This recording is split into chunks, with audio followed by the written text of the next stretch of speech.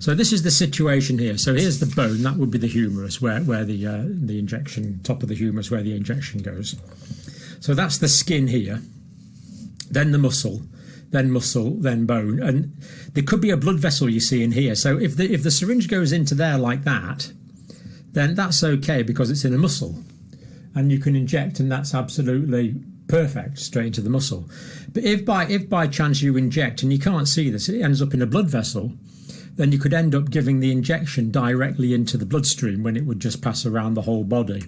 So that's what we need to avoid. And of course, I will be giving full evidence for everything I'm saying in the description below. Now let's have a look at an example from China where this was done much better. That's actually one from the States where they didn't aspirate. So this one's from China. In we go. Draw back, see that? Draw back and then inject. So nicely done, nurse from China. Now I want to give you an experience now of Jim from Taiwan. And this is Jim's experience. Let's just say it's very positive, and it's evidence that is really important. And I'll be telling you why what Jim says here is so absolutely vital. And let's just go straight onto it. Jim, thank you very much for this report, Jim, in Taiwan. Hello, my name's Jim. I live in Taiwan. Yesterday, I got my first shot of the local Taiwanese vaccine called Medigen. My Mandarin is not great, so I had Dr. Campbell's video showing how to aspirate a needle ready with me at the hospital. I learned, I thought, how to say in Mandarin, please aspirate the needle. But apparently I was wrong because the staff person who was there ready to inject me didn't understand what I was saying. There was some miscommunication. So she went to get a nurse who spoke English. And when I explained to the nurse what I wanted, she said, oh, the staff person had thought that you were saying that you wanted her to push out and pull out and push in the plunger several times because we always aspirate the needle anyway. It's normal because if we don't, she actually said, because if we don't, it's dangerous. We might hit a vein and the injection could go directly into the vein when we want it to go into just the muscle. I said, okay, that's great. And then I watched them as they injected me and aspirated the needle. I thought, I asked them if they had ever had any injection where they aspirated the needle and they did see some blood in the needle, and they said yes. They said, they indicated several times. They didn't give a precise number. I asked them 1 in 100, 1 in 500, or they just said, they said it's not common at all, but several times. So I thought it would be interesting to access and take a look at the Taiwan VAERS report, the Vaccine Adverse Event Reporting System. They call it the same thing in Taiwan. So I went online and I tried to access it. I couldn't. It's not publicly available. You have to fill out a form, make a special request. I'm a writer, so I plan to do that. We'll see what happens. I thought it would be interesting to compare the rate of adverse events in a country that aspirates needles for the COVID vaccines with a country like the USA or the UK that doesn't. Yeah. But I think a lot of people want to have this conversation and just hear kind of both sides. And, especially with your information about the aspiration issue, if it truly is as simple as just us changing the guideline around aspiration, then that could save a lot of people from being in this situation, I don't think it's that simple, but it's one factor, it's one variable that I'd really like to eliminate. Then we'll know. Yeah. Until we eliminate that variable, we don't know. So you used to do these mountain bike events, Kyle. You're a mountain bike champion for three different years. How far were those events? How many miles? It was kind of different because the sport that I participated in is called enduro. And so what that is basically we will ride kind of a region. So say we go to like Colorado, we'll ride this one area like Crested Butte.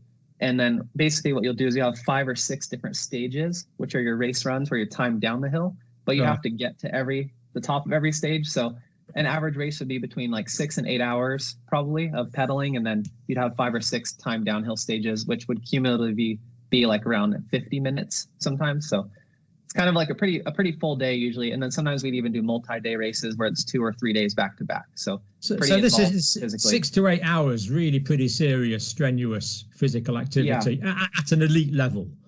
Yeah. Is what we're doing. You're only timed on the downhills, which is like the sprint, but you still have to have the endurance to kind of do the full day. You've got to get there. You can't take a lift up on a chairlift. You've got to cycle. Yeah. And what about now? How far can you cycle now? I honestly haven't done anything since July when I kind of had my first big reaction with my heart. I'm kind of scared, to be honest with you. I'm scared to get back into it because I feel like anytime I start to push it or do anything, like I have a little rowing machine and I kind of worked up and was doing about 10 to 15 minutes a day on that. But then I can feel it like even just right now, like I just have like a light burn in my heart. And so we did a stress test in September and my heart looked okay. You know, the pericarditis was gone, but I'm still kind of dealing with the POTS symptoms. And I'm not sure if working out and like causing this reaction again would cause the pericarditis to come back. So I don't know. I'm honestly just kind of nervous about what to do. I don't know what to do. Which is completely understandable. I mean, all you can do is be guided by a cardiologist, isn't it? I mean, you know, these people specialize in this, but I understand that completely. You just don't feel. My cardiologist had said basically, hey, your stress test looks good. And I think that you should start trying to work into things and see how it goes. And then hopefully by this winter, you'll be able to start kind of working out again. So that's really what I'm hoping for timeline wise. And, you know, there's also been a lot of people that have reached out and said, even though this happened to you and it sucks that this happened, there are a lot of people that get the myo and pericarditis due to COVID as well. So like, I sympathize to everyone who has to deal with this regardless. And that's definitely not what, this whole story has been about, is like a woe is me type thing. It's more of just, like you said, trying to make people feel not so alone. And with those comments that we got, there's so many people that said, oh my God, I'm having the same struggles. And if I can kind of be a voice to help them feel like they know what to do a little bit. And And this is not an anti-vaccination video, is it? We're not saying don't get the vaccine. We're saying that this is a complication you've got we believe from the vaccine. But as you said, rightly say, people get this complication from COVID as well. Yeah. And the suffering would be the same. Just tell us about this burn. You mentioned a burn in your heart there, Kyle. Just tell us what that is, where it is, and what it feels like. Sorry. That's good. Good. Yeah, so I guess the only way I can really describe it is just like almost like a fullness around my heart. So it doesn't feel like, you know, when you get heartburn, it's kind of like acid reflux. Yeah. It's just more in the center of your body.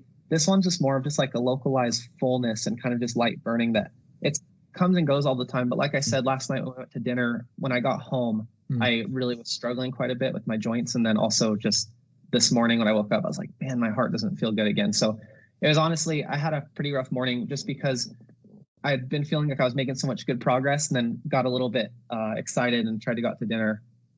So you feel you kind of overdid it a bit last night, really, and that's kind of tired you out. Yeah.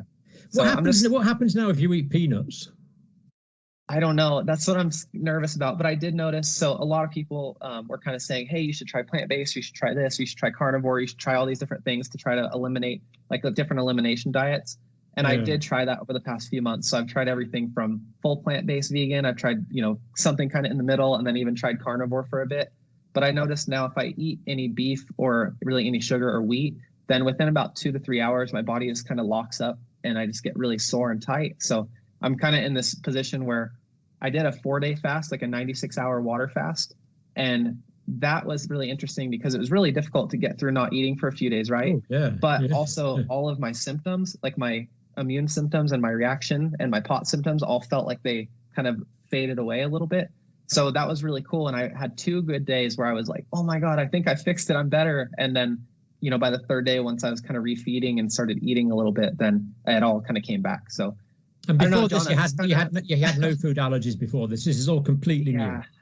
Yeah. And that's why it's tough because, like you said, with the aspiration, hopefully that's, one huge factor of this, but it could also be something where I was allergic to an ingredient in the vaccine and maybe it caused this mast cell activation syndrome, or like, it's just so difficult to know exactly what's going on. And if it's, was this all caused due to that inadvertent intravenous administration, or was it caused maybe due to an allergy as well? And yeah, I guess that's kind of where this conversation needs to be had, right? Because for me, I was blind to the fact, I honestly was blind to the fact that there was a big risk with this. That's kind of where this conversation needs to be had, right? Because for me, I was blind to the fact, I honestly was blind to the fact that there was a big risk with this. I thought it was, it's been spoken about being so nonchalant, do your part, get vaccinated. And that was kind of what we wanted to do. So went ahead and got vaccinated. And then when I had all these issues, and then later on found out, oh, there is a risk of heart issue and there is a risk of these different things. And some people will say, oh, you're an idiot for not knowing that. But at the end of the day, I spent all of last year just trying to work on our business and work on what we were doing. And I honestly just kind of wanted to do what was best for other people. So when they said, hey, you can't transmit COVID if you get vaccinated and you're going to need it to travel, and our job requires a lot of traveling, I was like, okay, well, that's two good things. Let's just go ahead and do it. They make it seem like it's no big deal. So I think that's why people are hungry for this conversation to be had.